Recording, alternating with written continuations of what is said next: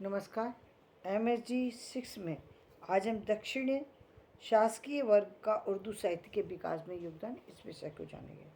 तो दक्षिण के कई भाषाओं ने स्वयं उर्दू, ब्रज और तेलुगु में लिखना अपने लिए बहुत बड़ी बात समझा। इसका परिणाम ये हुआ कि वहाँ के कवियों ने भी भारतीय भाषाओं में अपने विचार प्रकट किए। आदिल शाही कुल की तरह गोलकुंडा का कुतुब शाही कुल भी साहित्य प्रोत्साहन के क्षेत्र में किसी तरह पीछे नहीं रहा। इस कुल का श्रेष्ठ बादशाह सुल्तान मोहम्मद कुली कुतुब शाह, जिसका निधन 1611 ईस्वी में हुआ, उसका उपनाम मानी था। वह स्वयं साहिब दीवान रहा। उसने उर्दू का एक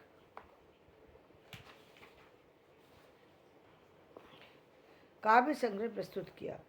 उसके काव्य का संपूर्ण अध्ययन मनन करने के पश्चात इस निष्कर्ष पर पहुंचा जा सकता है कि उसे सभी इस्लामी भाषाओं का अच्छा ज्ञान था, अर्थात उसका अरबी, फारसी, तुर्की आदि भाषाओं पर भी अच्छा अधिकार था। उसके काव्य संग्रह की ये बहुत बड़ी विशेषता थी। उसमें एक नहीं अपितु अनेक विषयों में की विविधता भी थी।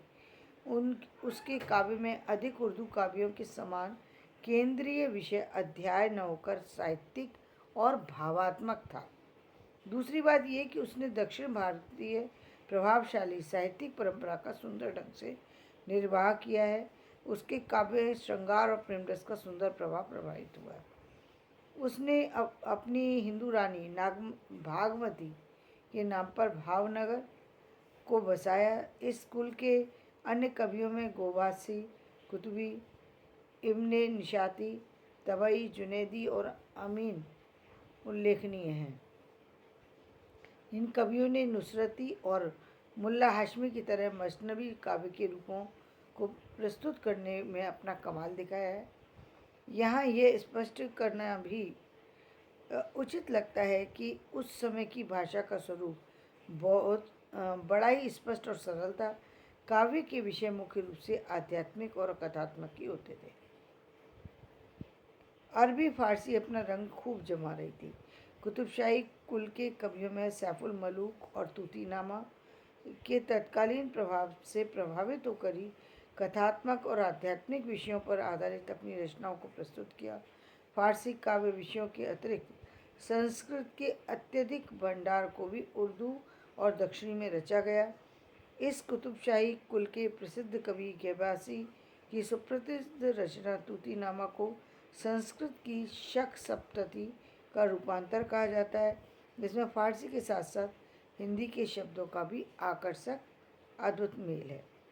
कुतुबशाही कुल सुप्रसिद्ध कवियों में मुल्ला वजही का नाम लोक चर्चित है। उसका निधन 1640 ईस्वी में हुआ था।